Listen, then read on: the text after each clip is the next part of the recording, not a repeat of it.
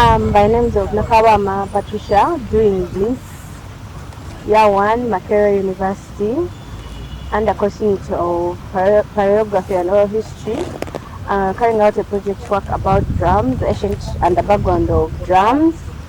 I'm here today at Luvile Mengo to interview Mr. Ndaula Fred about the tradition and culture about drums.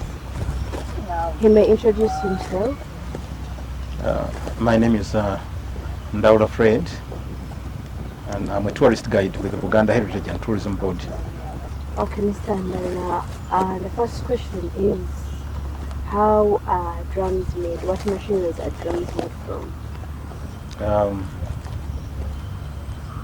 They are made out of the cow skins and hides. There is a certain tree known as setara. It is getting extinct, but you can find it in Mpanga forest. And these drums, we can use other types of wood like I said setara, and inkuzanome. What role do drums play in your community? For we were told that back in the days, before we got to communication and the modern technology of phones, they used to use drums to communicate. How did they used to do it? Yeah, basically drums are known for communication. And different sounds, they send different messages. So most people in the kingdom, we mastered the tones. Death we know how to play that. Communion work we can hear from the drums. And drums were placed like every after 2 kilometers, and will be communicating from a relay. There are also drums that we play in good times. There are drums that announce the death of the royal members. So they can be played during different ceremonies like weddings, funerals, rituals. Drums can be used. Do different drums carry different feelings? Like, can one be a bass, one be an alto, one be of a different voice? Yes, of course, in a set of drums you find there are four drums. We have one, a big one that is bass, and then we have the two, there is a small one called Namunjoloba. That is for spicing up the music. We have Ngalabi, that's a long drum. It is made out of snake skin. It can be a python, it can be a monitor lizard. And that one, it controls other drums, the music from other drums.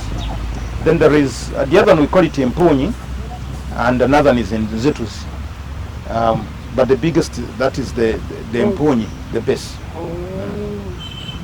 Is anyone allowed to play the drums? Maybe, for example, they may say it's only men supposed to play, or men and women can play the drums. Women can also play drums, men and women.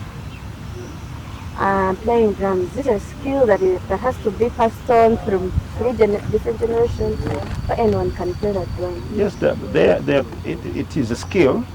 It has to be passed on, and only that some people are more talented.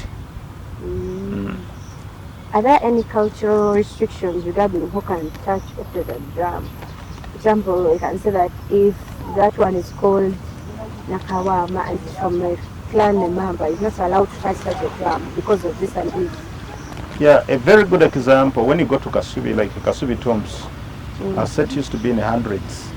There is a small house known as Ndoga Obukaba. It's a drummer's court.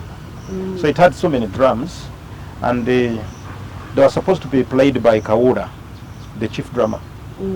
So this Kaura was not supposed to marry. He would live a celibate life. So in that house, this house, I mean, women do not enter. They don't enter the Ndogo Obukaba house. So there are some drums that women are not supposed to touch, especially those richer drums.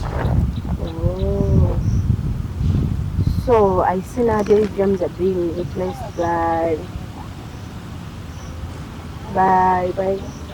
by basses or technology, when they're using technology instead of drums? How do you preserve the drums that we have?